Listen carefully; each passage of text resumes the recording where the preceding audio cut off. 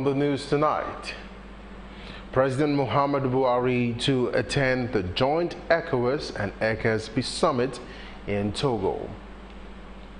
And on the business scene, House of Reps begins process on forfeiture of assets procured from unlawful activities. And on the foreign scene, 3 killed and several others injured in New Orleans bar shooting. Hello and welcome to Superscreen Flagship News, broadcasting to you from the city of Lagos State, Nigeria. I am Olamide Onga. Many thanks for joining us. President Muhammadu Buhari will participate in a joint Economic Community of West African States, ECOWAS, and Economic Community of African States, ECAS Summit, scheduled for Lomé in Togo. According to a statement signed by a senior special assistant on media and publicity, Garba Shehu, the president will be deliberating with others on the common security threats to countries in West Africa with a view on the ECAS and on forging the concerted strategies in tackling and taking the menace of terrorism, transborder crimes, and other forms of violent extremism. Shehu said while in Lomé, the president will also participate in single currency for ECOWAS meeting with the deadline of 2020 before proceeding to the 53rd ordinary session of ECOWAS, Authority of Heads of State and the Government, on Tuesday. And now the Deputy Senate President, Ike Ekweremadu, has urged the federal government and all relevant authorities to respect the right of every Nigerian citizen so that the rule of law will prevail. Ekweremadu, who disclosed this to journalists, said there should be justice and equality as well as equal opportunity for everyone. He added that the government should restructure the country in such a way Nigerians will have the right to freedom, democracy, and life as it obtains in different parts of the world.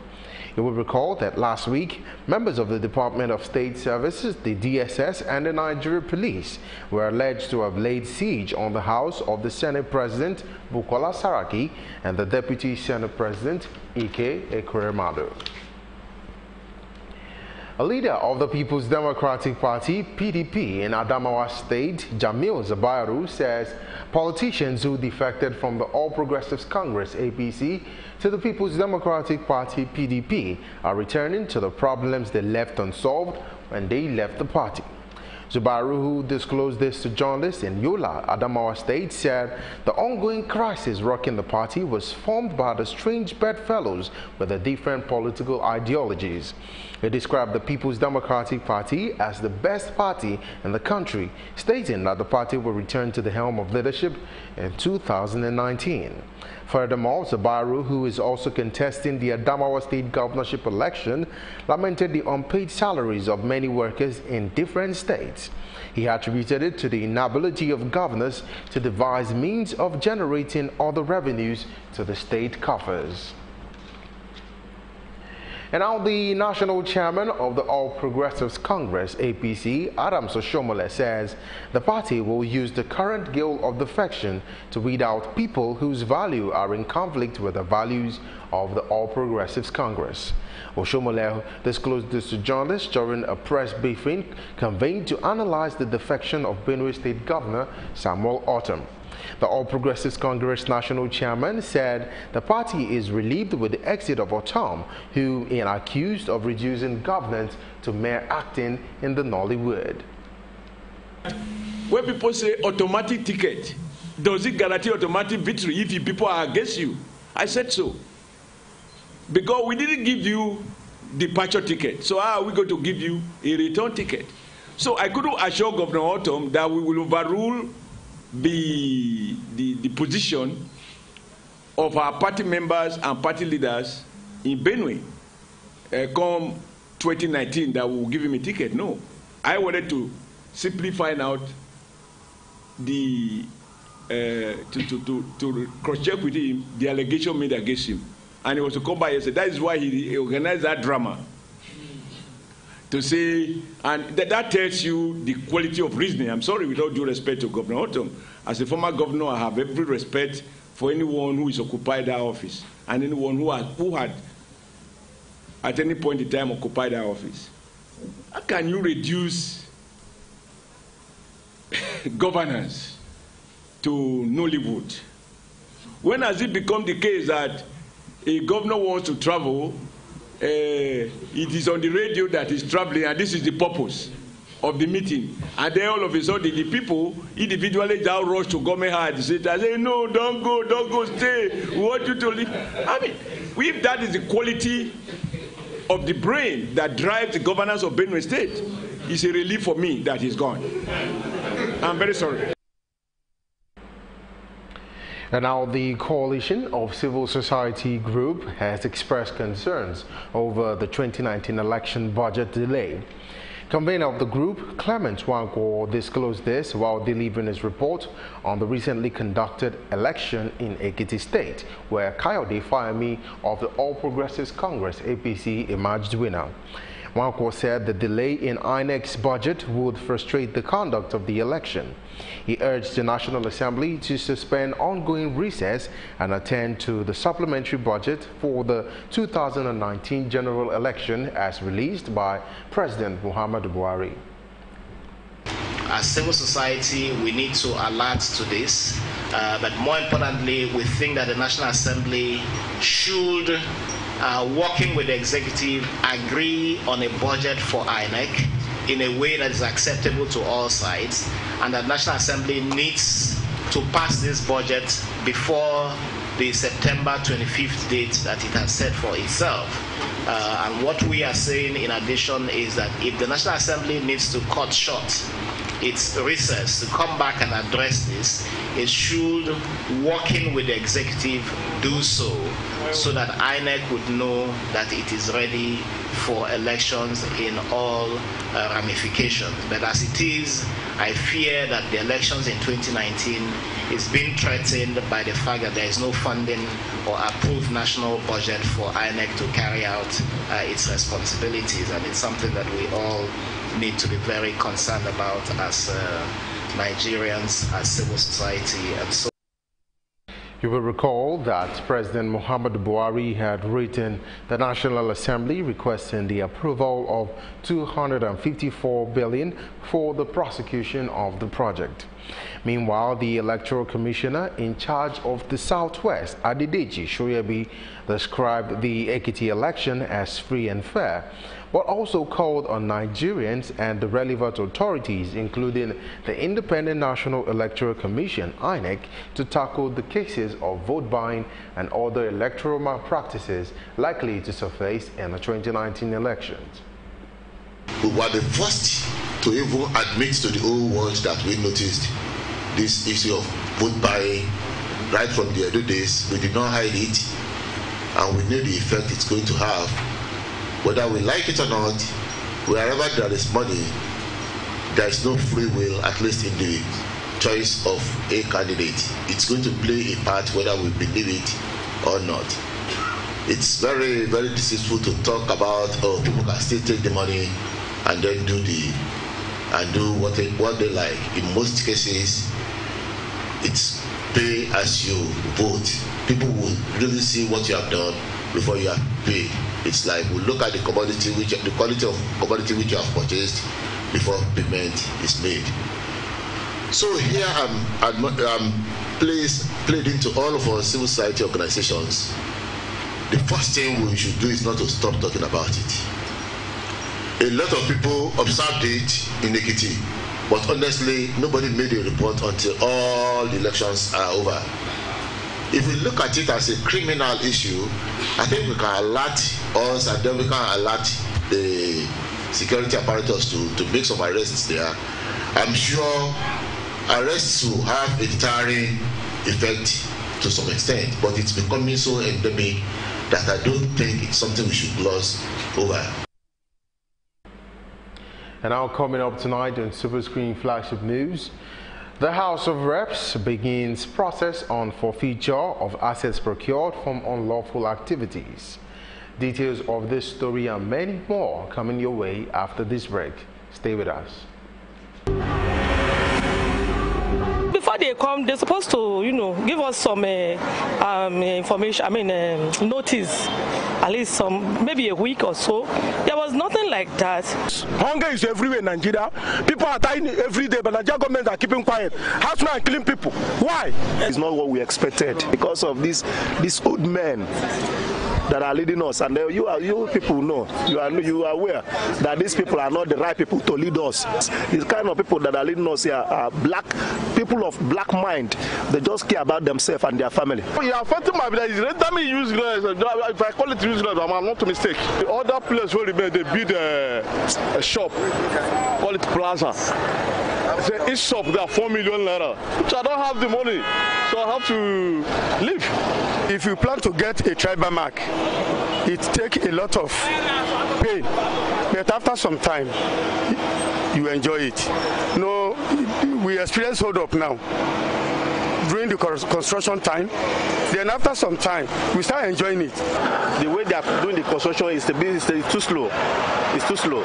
The construction is too slow. They should stop the construction and make sure people go into their businesses and do their businesses.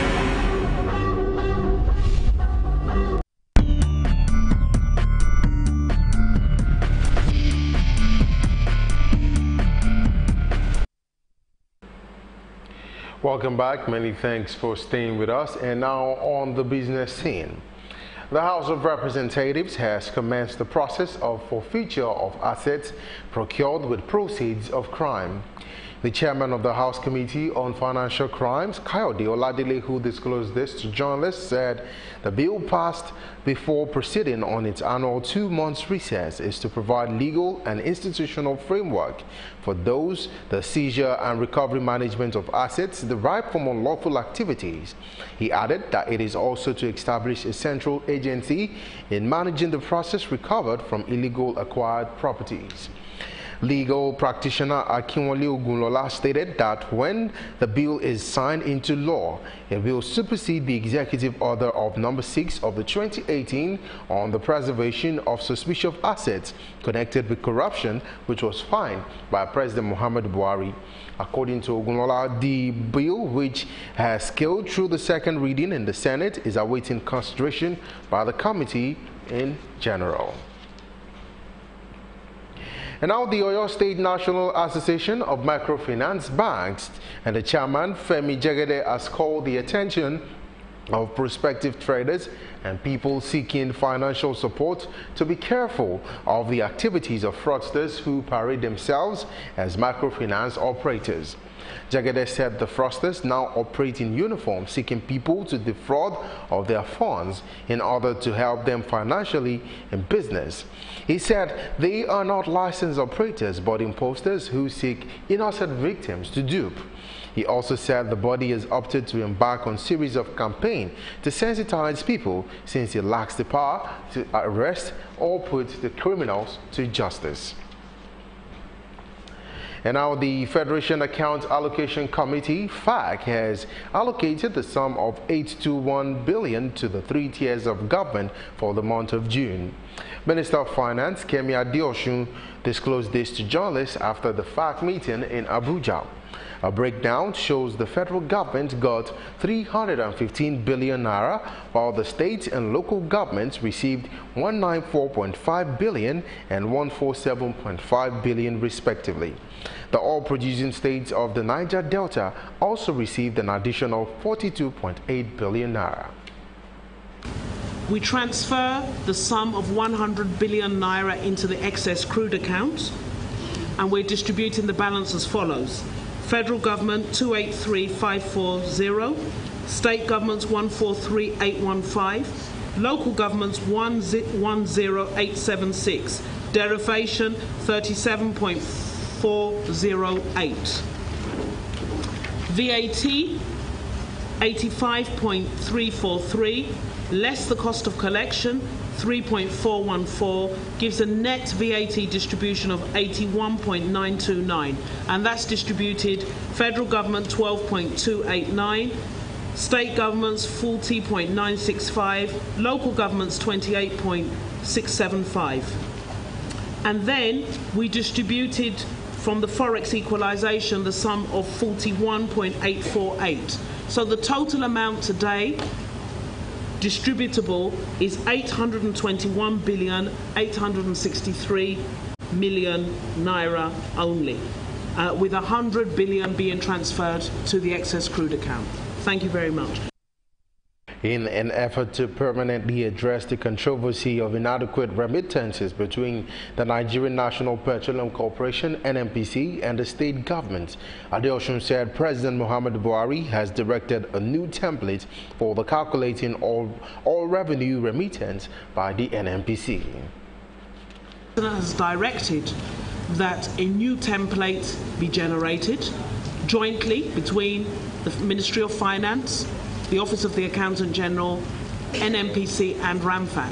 And Mr. President has further directed that prior to FAC, there must be a meeting, a pre-meeting between the Ministry of Finance and NNPC to go through the figures that are being presented and to agree those figures before they are brought to the Federation account. We believe that this reform is very fundamental and will improve the reporting of FAC. The template that we're currently using really hasn't been revised in a very long time.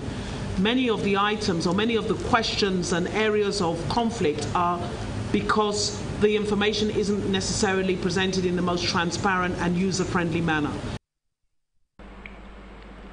And now the federal government has confirmed August the 28th as the date for the commencement of the compulsory confirmation exams for some civil servants in the federal agencies across the country. This was contained in a circular released on the official website of the Office of the Head of Civil Service of the Federation on July 24th. According to the circular, the exam, which is meant for Compro and 1 and 3, is stated between August 28th to 31st. The exam is meant for the administrators, executives, foreign affairs personnel, the police, paramilitary, doctors, nurses, engineers, and teachers under the federal government payroll. The Central Bank of Nigeria, CBN, has decried the growing abuse of the naira through squeezing, selling, spraying, and marching on foot while dancing at public events, as well as herding by some citizens. CBN Governor Godwin Emefiele, who disclosed this to journalists, said only any culprits found guilty in any of the acts would be liable to 6 months imprisonment or a fine of 50,000 naira or both, in accordance with the CBN Act of 2007. Still ahead tonight in Superscreen flagship news, 3 persons killed and several others injured in a New Orleans bar shooting. Details of this story and many more after the break. Stay with us.